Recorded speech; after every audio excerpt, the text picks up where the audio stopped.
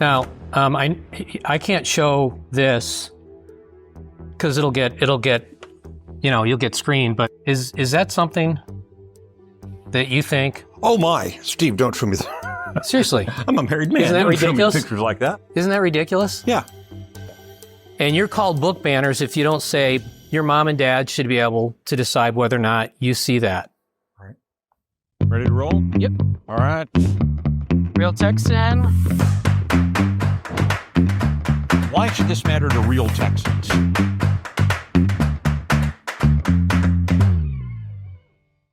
Steve Toth has been recognized as one of the most conservative members of the Texas House of Representatives, but today we're going to talk about school governance. So, Steve, you've been in the Texas legislature since 2012. Whoa, wait a minute. I took a break.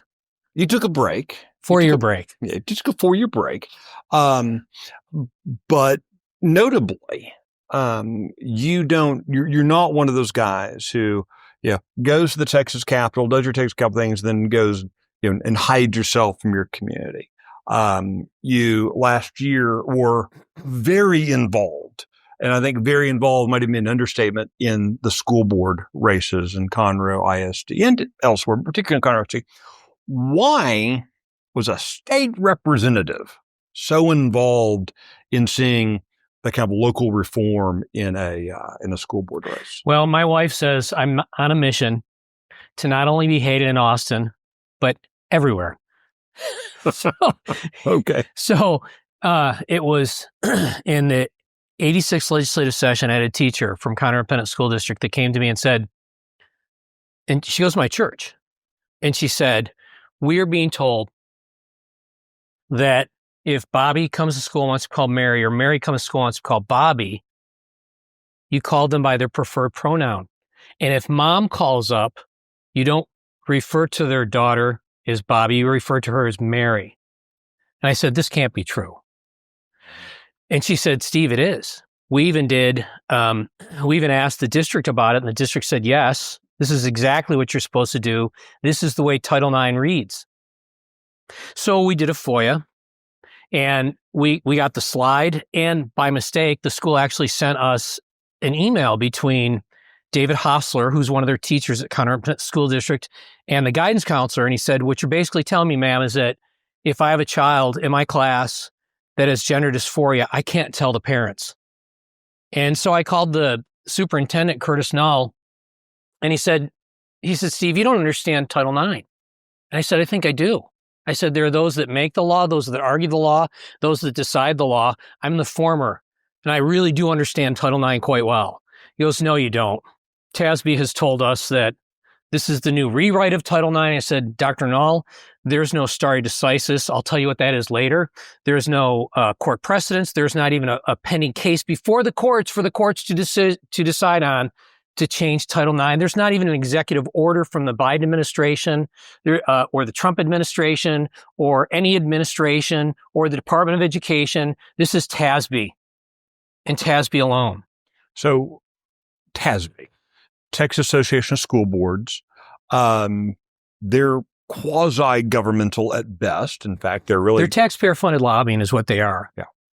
And, so you've got you had your school district and 1,200 others around the state who tend to take their operational marching orders from TASB rather than from just a plain reading of the law. Correct.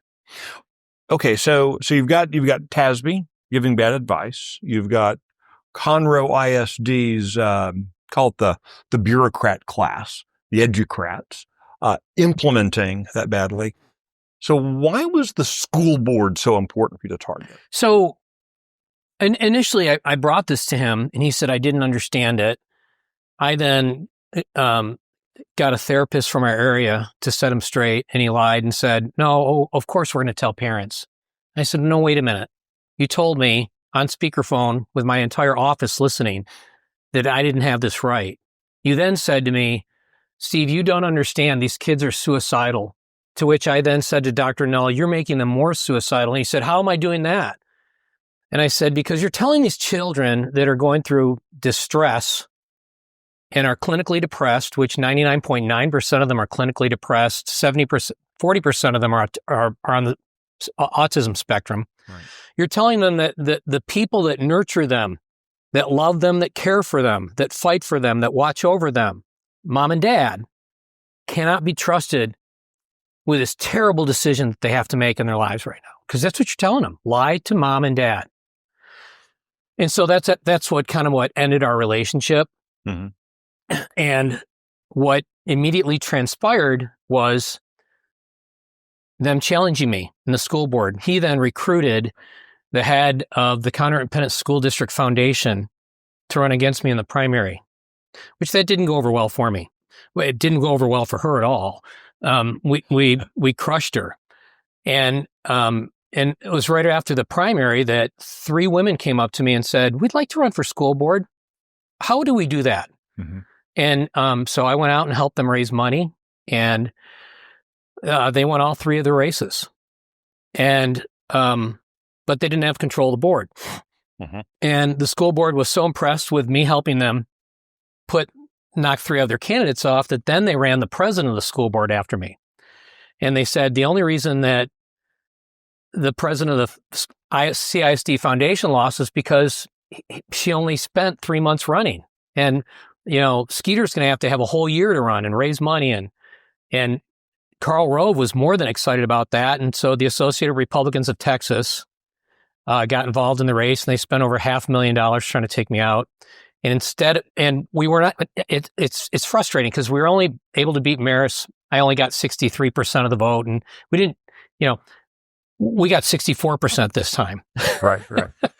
After a year of campaigning with Karl Rove and the entire establishment coming after you, you actually performed better. And we did. We did much better. And the cool thing is that the next group of ladies that stepped up, get this, one was, she did a double major in college of international business finance and Arabic. She was recruited out of college by an oil and gas company to work in Africa. And then the Central Intelligence Agency hired her as an analyst. So she's not very smart. She's like men's brilliant. The next woman is a Lone Star College professor. Mm-hmm. The next woman is actually a former teacher at CISD. And the next woman, the final woman, Nicole May, is a dyslexia and reading advocate. I mean, just 4 of the smartest women you'll ever meet. Strong, conservative women that want to stand up for mom and dad. And we swept all 4 races. It was so exciting. So essentially in Conroe ISD, Mm-hmm. with a motivated state representative and voters who recognized, parents recognized as a problem, and voters recognized we can do something about it. You went from a school district that the board of trustees was completely opposed to you, right, to one now that you've got a school board full of reformers. Fair. That's it. You nailed it. Now, I can't show this because it'll get, you'll get screened, but this is a book called Fun Home. And you can see right there, that's the book stamp. Mm-hmm, mm-hmm. Yeah. It says Grand Oaks High School for CISD. Yeah. Is that something that you think? Oh my, Steve, don't show me that. Seriously. I'm a married man. Isn't that don't ridiculous? Show me pictures like that. Isn't that ridiculous? Yeah. But that's the kind of stuff that the old school board was allowing into the library shelves. Yeah. And you're called book banners if you don't say your mom and dad should be able to decide whether or not you see that. Right. I'm done with it. And, here's the problem that we've got in Texas right now. And this is why every state rep and every state senator needs to get involved. So it wasn't just me that got involved in this CIC board race, myself and Senator Brandon Creighton. Mm-hmm. We took this challenge on together. And in 2014, Abbott, Paxton, all their statewide won with 22, 23, 24%. Now they're winning by 8. What's gone on? Is it people moving into Texas? It's not. 60% of the people moving into Texas are voting Republican. Right. We may only be red because of people moving in. We're losing our children. The kids that we're graduating from public schools in the state of Texas are voting against their parents' values because they're being indoctrinated and inundated with Marxism on a daily basis. So clearly, what you demonstrated, what you and your friends in Conroe ISD demonstrated, is that one way to reform the board is simply kind of the brute force of voter power, kind of the way the system designed. But you're also in this legislative session, you're pretty active in efforts to reform kind of the structure. Is that the way to say it? The structure of the governance? Would that be fair? Yeah, we would like to empower our school boards more than they are. So right now, if you get into the end of June and they've not arrived at a budget, you've got 7 elected school board members, and then you've got a superintendent. First off, the superintendent, if you were on a board, I serve on the board of Mighty Oaks. I was chairman of the board. I'm going into session, so I gave the chairmanship up to somebody else. But the reality is that if my CFO came in to present a budget to me and didn't give me the ability to dig deep into the numbers, I wouldn't make a decision. I wouldn't take high-level numbers and just say, oh, that's nice. I'd want to know what these numbers consist of. One of the things that you probably have heard recently is that there's been almost an 80% increase over the past 5 years of administrators hired in the state of Texas for our public schools. While there's only been about a 3 or 4% increase in the number of children, there's been about a 5 or 6% increase in the number of teachers. What the heck is with all these administrators that they're adding, right? So one of the things that the state of Texas encouraged ISDs across 1,208 ISDs, and they're all crying right now that they have no money and that they were screwed over by the legislature, that we didn't give them enough money. Why are they short of money right now? They're short of money right now because they were told by Senator Creighton, they were told by Mike Morath, Commissioner Morath, do not use your ESSER funds. This is these one-time COVID grant funny money, monopoly money that they were given. Don't employ people with that because the money's going to go away, yet you're still going to have that person there that wants a paycheck. Use it only for one-time expenditures. Use it for deferred maintenance. Use it to replace your air conditioning system or your carpets, whatever, but don't hire people that creates an ongoing expenditure. Well, what did CISD do? Conroe Independent School District went out with $15 million and hired 225 people. And now they had a $15 million budget deficit. And that's what these guys did. And unfortunately, the board can't dig into the numbers to see exactly what they did or where the money went. This is the same thing of when a few years ago they asked the voters, hey, we'd like to use a bond to do AstroTurf. And the voter said, no, you're not doing AstroTurf. I'm trying to hold on to my house right now. I'm trying to make monthly mortgage payments and tax payments. You're taxing me out of the house so that some kid can have AstroTurf instead of grass? Forget it. Well, okay, the bond got shot down. We still got AstroTurf. Not only did we get AstroTurf, we got one additional whole campus that was built. And so there's no truth at all in what these guys are selling us on when they do these bonds. Right. And we're literally taxing people out of their houses right now. Back in November, we saw in Houston ISD, just down the road from you, put forward the largest debt proposal in the history of the state. Close to $5 billion, would have been closer to $10 billion. You had to pay off, with interest payments. Soundly rejected. In the past, you've been around the block a few times. You've seen this in the past. Out come these proposals, and it's for the children, and they pass all the time. All the time. But we're starting to see more and more instances. Are parents and taxpayers kind of waking up to these problems? I think they are. And I think a lot of it is due to the fact the legacy media has lost control and isn't able to control the narrative anymore. Things like scorecard have become a permanent way for people to gain information. And when they find it to be credible, they dig deeper to find out how credible it is and is there anything else to it. And I think that's the thing, is that we're turning Texans into journalists to do their own investigative work to find out what the truth is. And I think it's one of the reasons why now all of a sudden people are starting to say, wow, this Dade Phelan guy, he actually gave committee chairmanships to Democrats. You're like, well, actually, this has been going on for quite a while. No, it's not, Steve. This is brand new. And you're like, no, it's actually been going on for quite a while. Back in 2013, when I was railing about it, that Joe Strauss was doing it, but I don't care. The reality is that people have woken up and they're engaging and they're doing their own research and are fully informed about what's going on, and they're not having it anymore. One of the pieces of legislation you've proposed for this session would be to take our school boards from the fake nonpartisan elections to require them to have a party label. Why is that important? I want to know what someone's worldview is that's educating my children. And frankly, if you went back 40 years, 50 years, the Democrats that ran Texas 50 years ago were probably more conservative than these Republicans today.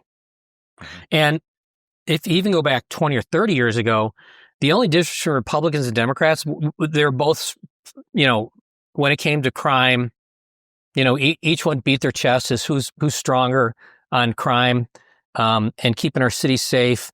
Each one of them, was always hugging families and kissing babies and holding apples and trying to tell how pro-family they were and how Christian they were. The only disagreement was how big should the safety net be in for Social Security and welfare. And there was some disagreement there, legitimate disagreement. But that's not anymore. That Democrat Party's gone. The party of Democrats like Rick Perry, who became a Republican, that Democrat Party's gone, completely gone. Now we're debating socialism. The Democrats just hired Gene Wu. Gene calls himself a Democrat, but he's clearly a communist, socialist, may have ties to the government of China. This guy's not a good guy. And so, no, I don't want a guy that is a Democrat that identifies with today's Democrat Party. I don't want him making decisions about the future of my children's education, my grandchildren's education. They may not always be honest about what they believe when they put a party label next to them. Right. But at a minimum, it's a signal. It's a point of accountability in a lot of ways. And the crazy thing is, I never hear Republicans saying that's a bad idea.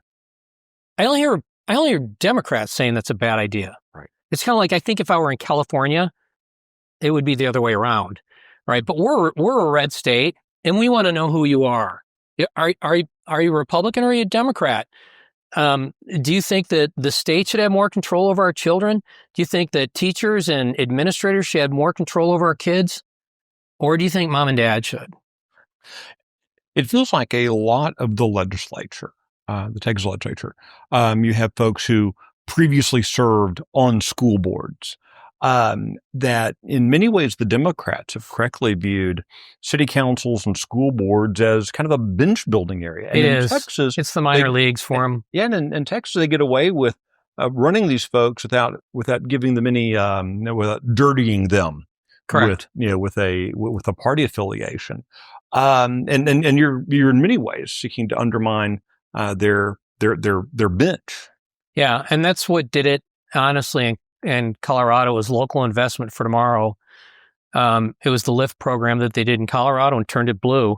Mm-hmm. And just over the years, in deep red Colorado, they were running Democrats in all these nonpartisan races. Right.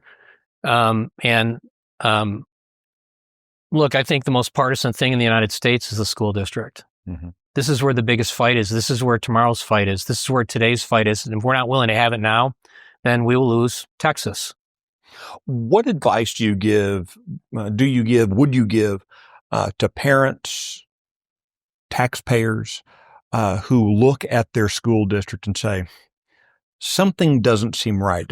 Are they just supposed to wait for Steve Toth and the 181 members of the legislature to fix the schools, or what advice do you give them for things that they can do to fix their own schools? On a scale of 1 to 10, my involvement, Brandon's involvement was a 2.